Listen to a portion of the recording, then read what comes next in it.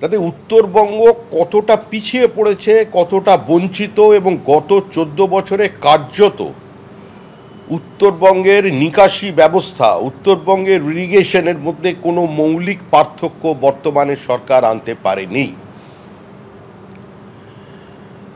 অতিবৃষ্টি হতে পারে, ভুটান থেকে জল আসতে পারে, নদী ভাঙন হতে পারে, কিন্তু বিভিন্ন উত্তরবঙ্গের জেলা শহরের মধ্যে যেভাবে জল জমছে তাতে এটা পরিষ্কার যে এই সরকারের পরিচালিত বা দখল করা মিউনিসিপ্যালিটিগুলো তারাও যে সম্পূর্ণ এতে ব্যর্থ সেটা মানুষের সামনে পরিষ্কার। এই সময়টা খুব একটা আনন্দের সময় নয়, আজকের দিনটা খুব একটা সুখের দিন নয়। আজকে আমাদের মাননীয় মুখ্যমন্ত্রী মমতা বন্দ্যোপাধ্যায়ের উচিত ছিল আজকেই উত্তরবঙ্গে পৌঁছে যাওয়া, কিন্তু আজকে আমরা দেখছি আজকে কার্নিভাল, দুর্গাপুজো হয়, বাঙালির প্রাণের উৎসব, বাঙালির প্রাণের পুজো। দুর্গাপুজোর সঙ্গে বাঙালির সম্পর্ক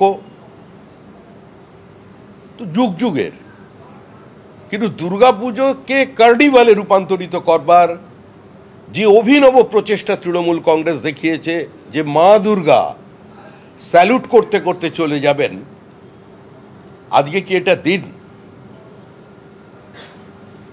আজকে কার্নিভালের প্রয়োজন ছিল না।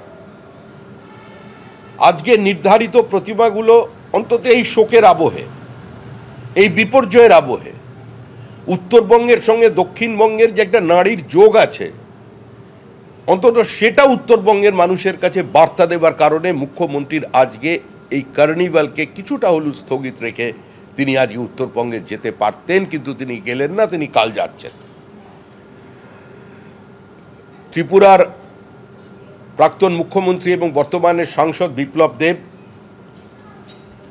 তিনি সিকিমের মুখ্যমন্ত্রীর সঙ্গে যোগাযোগ করেছেন। তার দীর্ঘ আলোচনা হয়েছে যে আমাদের সিকিমে যে পর্যটকেরা আটকে পড়েছেন, পশ্চিমবঙ্গের যে পর্যটকেরা বা ত্রিপুরার যে পর্যটকেরা, তারা যাতে ভালো ফিরে আসতে পারেন সেজন্য তিনি কথা বলেছেন। এবং তিনি আমাকে ফোন করে জানিয়েছেন যে সিকিমের মুখ্যমন্ত্রী তার পুরো সেক্রেটারিয়েটের সঙ্গে বৈঠক করেছেন।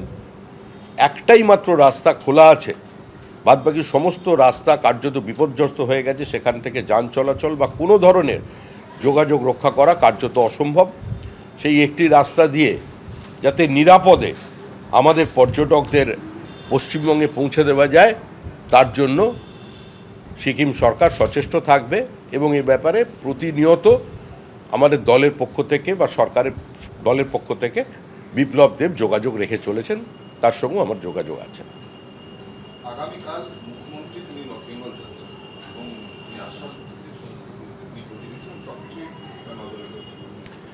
না, মুখ্যমন্ত্রীর নজরে থাকলে মুখ্যমন্ত্রীকে খতিয়ে দেখলে কি হবে? উত্তরকন্যা তৈরি হলে মুখ্যমন্ত্রী বিবৃতি দিয়েছিলেন যে কাউকে আর কষ্ট করে কলকাতায় যেতে হবে না, নিয়ম করে উত্তরবঙ্গে সচিবরা এবং মন্ত্রীরা যাবেন, তারা বসবেন। কজন কদিন গেছেন? উত্তরবঙ্গের জন্য বাজেটারি অ্যালোকেশন কত? উত্তরবঙ্গের জন্য যে টাকা পশ্চিমবঙ্গ বাজেটে ধার্য করা হয় তাতে জল গরম হয় না। উত্তরবঙ্গের কোনো তৃণমূল কংগ্রেসের মন্ত্রী, উত্তরবঙ্গের উন্নয়ন মন্ত্রী একবারের জন্য দাঁড়িয়ে বিধানসভায় বাজেট পেশের দিন তিনি কোনো দাবি জানিয়েছেন? যে টাকা উত্তরবঙ্গের জন্য ধার্য করা হয় একবারই সর্বাধিক 41% টাকা খরচা হয়েছে, বাদবাকি খরচা হয় 22 থেকে 24-25% টাকা।